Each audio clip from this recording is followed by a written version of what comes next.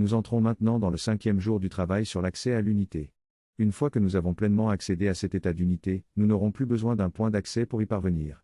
Cependant, jusqu'à ce que nous puissions maintenir cet état d'unité en permanence, ce point d'accès reste essentiel. Ce point d'accès peut varier selon chaque individu, que cela soit l'esprit ou le cœur.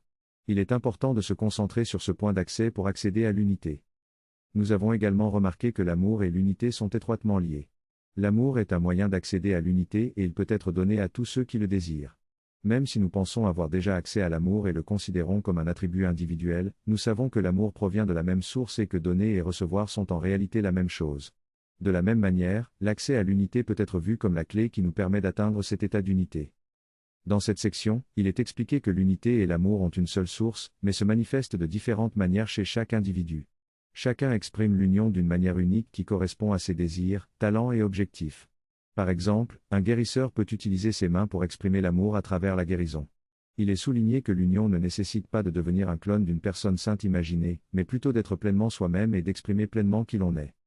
Il est également mentionné que lorsqu'on cherche à comprendre le fonctionnement de l'accès à l'unité, on peut devenir impatient et vouloir des résultats immédiats. Cependant, il est rappelé que l'effort contraire est toujours un choix personnel et que la réalisation de l'union n'exige pas d'effort en soi. Il est conseillé de se souvenir de sa lassitude envers l'apprentissage et de répondre au désir de se reposer. On nous encourage à nous détendre, à simplement accepter ce qui est donné et à se laisser envelopper par l'amour. On nous rappelle que tout ce qui est donné est un indice utile pour notre propre chemin. Ensuite, on revient à la concentration sur l'accès.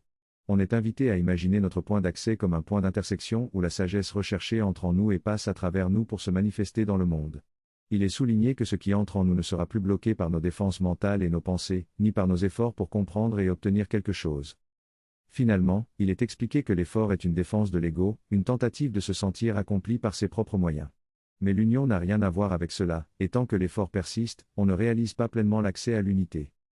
Dans cette section, il est mentionné que la forme doit servir l'union et vice-versa, ce qui signifie que l'effort d'apprendre doit cesser car l'union ne peut pas être enseignée ou apprise. Les grands guérisseurs et guides spirituels ont compris cela et gardent souvent leur secret car ils savent que l'union ne peut pas être transmise par des méthodes d'enseignement ou d'apprentissage. Chaque expression de l'union doit rester telle qu'elle est, sans être enseignée ou apprise. Pour accéder à l'union, il faut se concentrer, mais cela ne signifie pas penser ou apprendre. Une concentration focalisée est nécessaire pour permettre l'accès à l'union. Cette focalisation est un point d'intersection qui permet de passer à travers.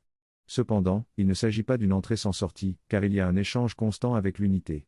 Il est important de se libérer de tout ce qui pourrait faire obstacle à la pleine conscience de cet échange constant.